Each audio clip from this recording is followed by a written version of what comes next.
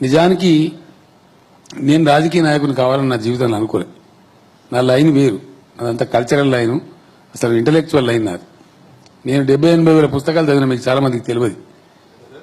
70-80 వేల పుస్తకాలు చదివిన, నేను అడవులు చదివిన. ఎందుకు చదివినా చదివినగా ఓ టైం ఉండేది, నా మీద జోక్స్ ఉండేది. నేను కాలేజ్ చుట్టుకున్నాను, వానికి 2 పుస్తకాలు ఇస్తే సరిపడా ఆవిడ ఎవరు తిరుగుడు అని చెప్పి నా మీద జోక్స్ ఉండేటి. అంటే నేను ప్రయాణం కడితే కూడా పుస్తకాల సూట్ కేసు పెద్దగా ఉండేది, బట్టల సూట్ కేసు చిన్నగా ఉండేది. అంతా ఎందుకో చదివినవి చంద్రమోహట కలిసి వచ్చింది, మా గురువుల దయ చదువుకున్నాం. సౌటలు, సన్నాసులు, దద్దమ్మలు అన్ని రకాల వాళ్ళ నుండి కూడా సపోర్ట్ కొడుతున్నారు. ఆయన మీటింగ్లు ఏం చెప్పిండు అక్క అంటే, నేను ఒకసారి చెప్తున్నా, 80,000 పుస్తకాలు చదివిన అన్నాడు.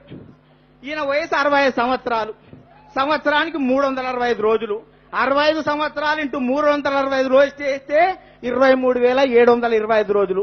రోజుకో పుస్తకం పుట్టంగానే చదివినా గానీ నిండా 24,000 కావు. 80,000 పుస్తకాలు ఎట్లా చదివినవరు అంటే గద్దెలవదు అంటాడు. ఆఖరికి ఆడోడు ఈడోడు నర్సిరెడ్డి డిమాండ్ చేస్తూ చెప్పు అంటే మర్చిపోయి పుస్తకం అని చెప్పిండ్రా, పుస్తకాలు కాదు 80,000 బాటిల్ తాగినా అని బయట చెప్తున్నాడు. మన దౌర్భాగ్య పరిస్థితి ఉంది. అందుకనే మనం ఆలోచించవలసినటువంటి పరిస్థితి ఆలోచించింది. ఇవాళ కమ్మరి, కుమ్మరి, చాకలి, మంగలి, ఎరకలు, మాల, మాదిగ, వడ్డెర, బలిత, లంబాల, గోయ, ముద్రాజ, పెరిక, మేరు, కాపు, వైద్య, యాద, వడ్రంగి, నేతా, గీతా, కార్మిక, బడుగు, బలహీన వర్గాల పునాదుల మీద నిర్మితమైనటువంటి పార్టీ తెలుగుదేశం పార్టీ.